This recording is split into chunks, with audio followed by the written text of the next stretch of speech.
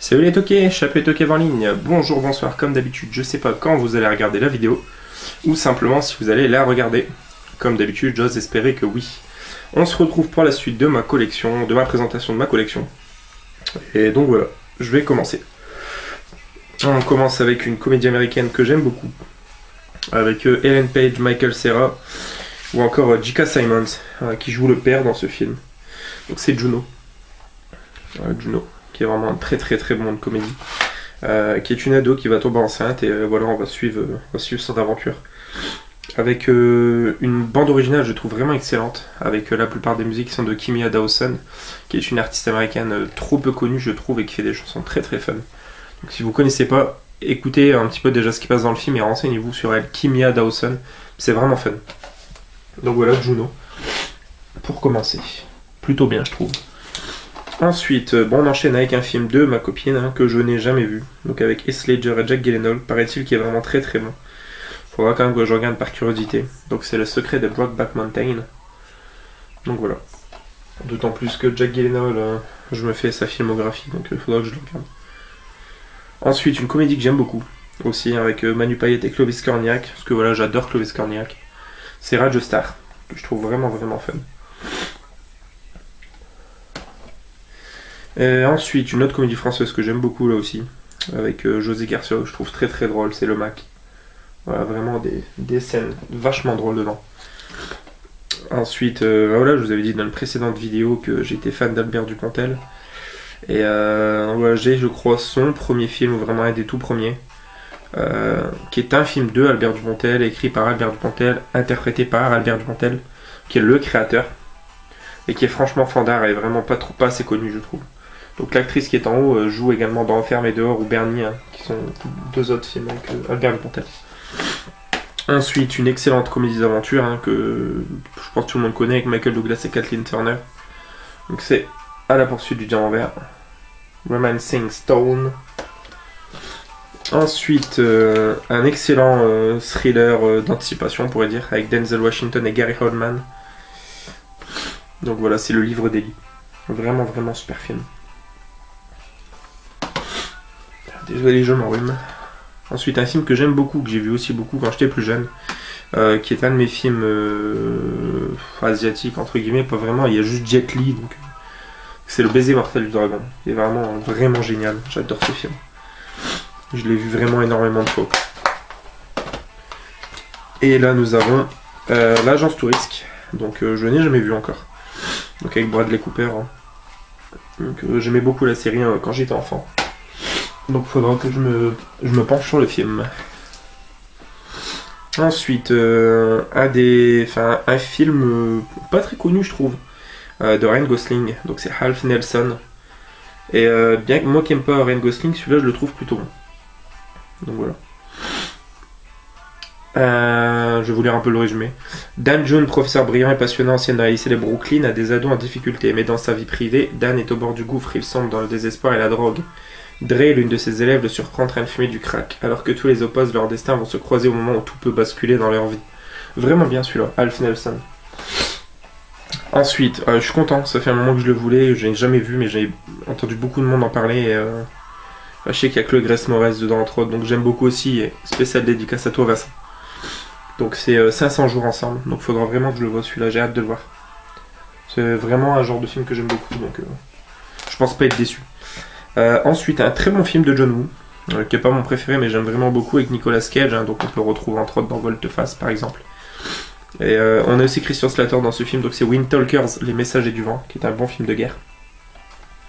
Loin d'être mon film de guerre préféré, mais il se laisse vraiment regarder. Ensuite, nous avons l'excellent Stargate, donc celui-là qui est un film encore des années 90 que je regardais beaucoup.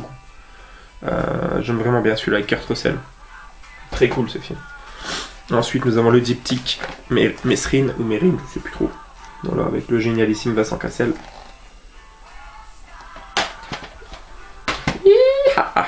Ensuite, un très bon péplum avec Channing Tatum, donc c'est l'aigle de la 9ème Légion. Voilà, pas forcément très connu non plus comme péplum. Ensuite, il en reste quelques-uns pour la première colonne. Donc nous avons Blood Diamond, qui est un film sympa, mais voilà, j'ai pas accroché plus que ça non plus, de Edward Zwick, avec DiCaprio, Jimon Honsu, Jennifer Connelly, Michael Sheen, donc Blood Diamond. Ensuite, nous avons Bleu d'enfer, avec le regretté Paul Walker et l'excellent Jessica Alba. Celui-là qui est vraiment cool. Et si je dis pas de bêtises, Blue Crush, je pense que c'est la suite. Hop. Ensuite, nous avons l'excellentissime Little Miss Sunshine, avec Steve Carell, entre autres. Voilà, vraiment génial, un petit road movie, un bon feel-good movie à l'américaine. Ensuite, nous avons, je m'en rappelle plus, je sais que j'avais bien aimé quand je l'avais vu, mais je m'en rappelle plus que ça. Avec José Garcia, donc c'est Pars vite et reviens tard. Je crois que c'est un thriller ou quelque chose comme ça.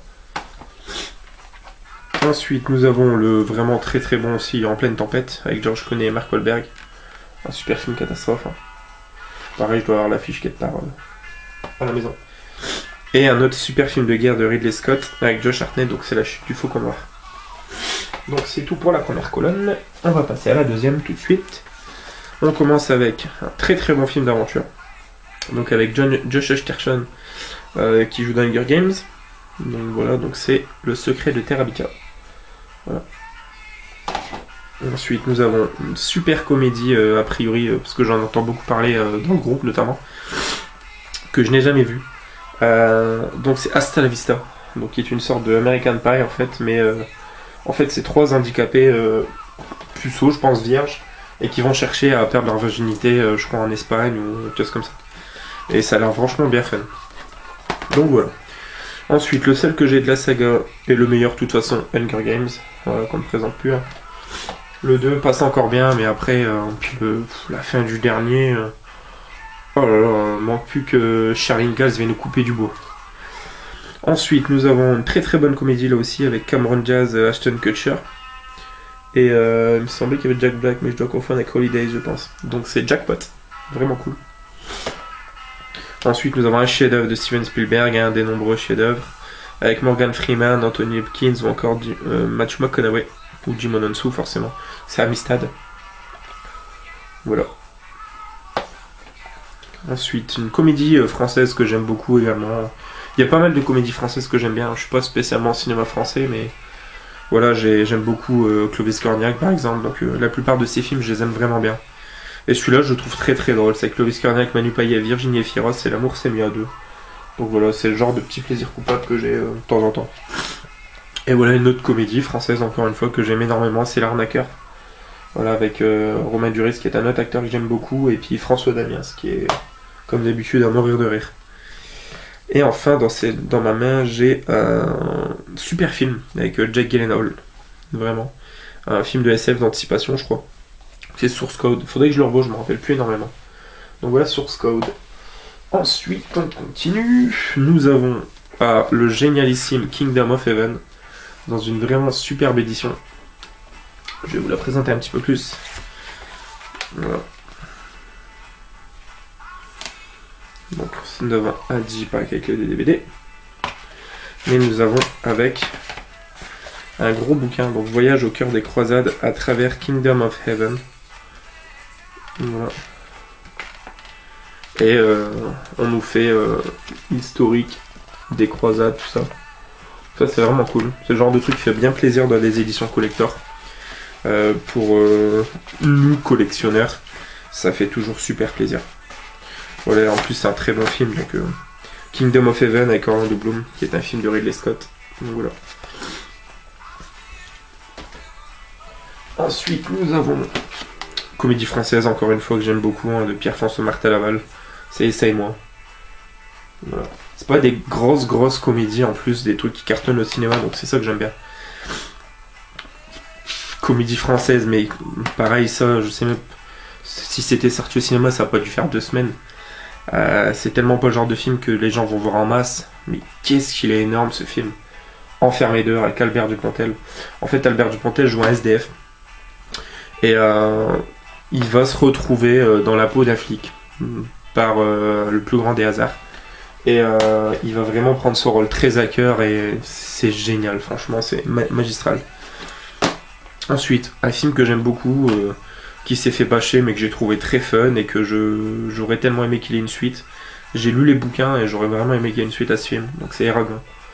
Voilà, surtout la dernière scène avec John Malkovich qui dévoile son dragon, laissez vraiment envisager du très bon pour la suite qui ne verra jamais le jour, a priori.